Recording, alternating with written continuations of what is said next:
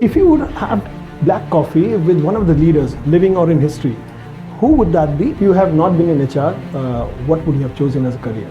Who has been your biggest inspiration in life? As Manasi Kampani, the CHRO of Encube Ethicals, what is one legacy that you would want to leave behind as a leader? Hello everyone, this is Devashish Majumdar from Xapsol Extra Mile, and today we start our first podcast of the Cross Roads series. And today we have with us CHRO of Encube Ethicals, Ms. Manasi Kampani. Good evening, ma'am. Good evening. Thank you so much for giving your time for the very first Crossroads podcast. And to start this conversation, let me ask you, which beverage is your favorite, coffee or tea? Black coffee, to be precise. And why? I think it just gives a morning kick and you're wide awake, and probably the taste is really amazing. So yeah. Super. So if you would have black coffee with one of the leaders, living or in history, who would that be and why? Living, definitely Narendra Modi, our Prime Minister.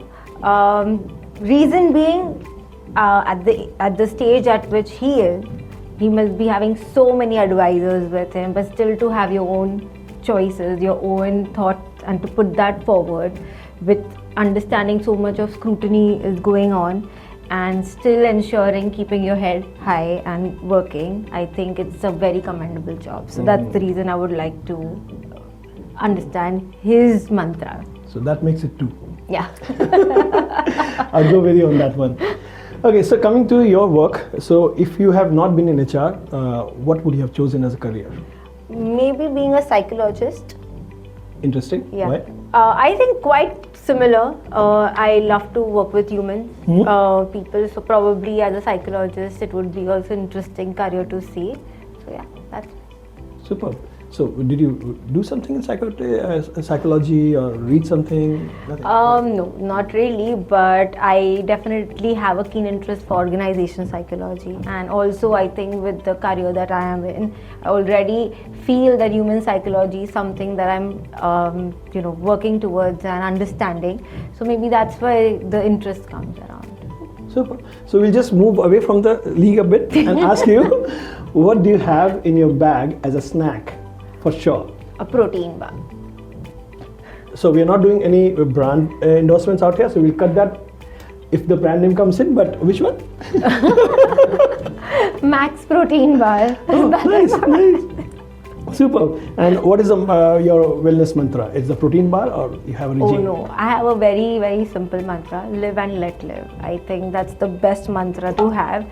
I think the way I think everyone can have the most simple life mantra is this one. You can definitely live and let live. No advice is given, no advice is taken. Just do what you want to do. Super. And does it apply for work also? Yeah, completely. I stand by it. So that kind of defines the culture to an extent. And if that is the case, then how would you define culture for you at Encube as well as personally? For me, culture, I resonate with acceptance. I feel accepting your environment, your surroundings and your situation, I think that's the half battle won. So for me, I think a culture building would definitely be on accepting things, which is because in any situation, I feel that accepting things quickly is the most amazing thing, because then you can work towards solution. Yes. So that's why for me, culture is accepting. Okay, so who has been your biggest inspiration in life? My father. Yeah, he has been one of the I think biggest inspiration in my life in terms of the determination that he has, the discipline that he has, as well as he has an amazing personality that goes around with any age group. So that means that he is so vulnerable, curious, and probably having a great learning mindset. So for me, I think that's why he's one of my greatest inspiration. Super, and I'm sure he would have been one of the sources of the best advices for you in life, right? Yeah. Who has been the worst? Actually, I mean, there's no one like worst, but the worst advice that I see, which I've seen my friends also implement, no one has given me, but I've seen, is that, aiming for short-term goals and long-term goals in terms of, let's say, for switching jobs quickly so that financially the growth is happening, which is great. But sometimes I personally, being probably in HR, understand that there will always be like a saturation point, because I feel anywhere you go, you really need some time to develop yourself, right? So quick switches will not always help, and that's like short-term goals, or you can say shortcuts that you're taking for your career, and that is something I wouldn't want to endorse at all. Okay. So yeah. Right. So if you're talking about development and career, that definitely makes me think about one thing, which is your team. Right. And we have at the back set, we have the team sitting right watching us. So what do you think is, and how do you think will your team describe you? I think a transparent, honest and inclusive person, because I personally believe that I am a leader of my people. So I constantly have my validation checks with them, involvement with them, my decisions. So if I would like to believe that they would consider me to be transparent, honest and inclusive. Superb. So what's one comfort food that you would go for a long weekend? I would love to go back home to a simple khichdi. That would be my best comfort food. But I would also like pani puri. So that's also my comfort food. Pani puri I can understand, but is khichdi the staple cliched Gujarati thing? No, nothing like that. No. I think a lot of people do have different versions of khichdi. So yeah, that's what could be a case. But I like any kind of khichdi. Okay. Simple. What is one of the most funniest interview you have ever been into? In an interview where I thought I was interviewed. That was the funniest case. So I'm taking an interview and I've been questioned that, so it was for my own team. And the question came that, what is your boiling point, or how would you react if I or your team member would not complete a task on time? And it just made me feel that I was being questioned as a manager. Like we generally say, right, that a candidate is selected, the candidate has the right also to select a manager, as well as the manager has the rights to select a candidate. So that was the first incident that I faced where I was also at the question point and probably put into situations which I never thought I would be, upfrontly there. So yeah. So I hope you didn't feel like you were the one who was giving the interview for the job. I hope. Yeah, it did feel that way. It clearly did feel that way. Did you hire the guy? Or no, it didn't work out. Not for that reason, but yeah, it didn't work out. That was a different thing. But I enjoyed the process too. I laughed it off, but it was a fun learning process. Yeah, sure. We do have some incidences in life, right? Absolutely. The game reverses for us. 100%. So which book, if I may ask, has had the biggest impact in your life and why? So I wouldn't name any specific books, but I love to read biographies. So with different personalities, if I've read biographies, I love to understand their, situations, the incidents that have happened, because I firmly believe more than philosophy and things that, probably haven't happened and still, are spoken about, like fictional.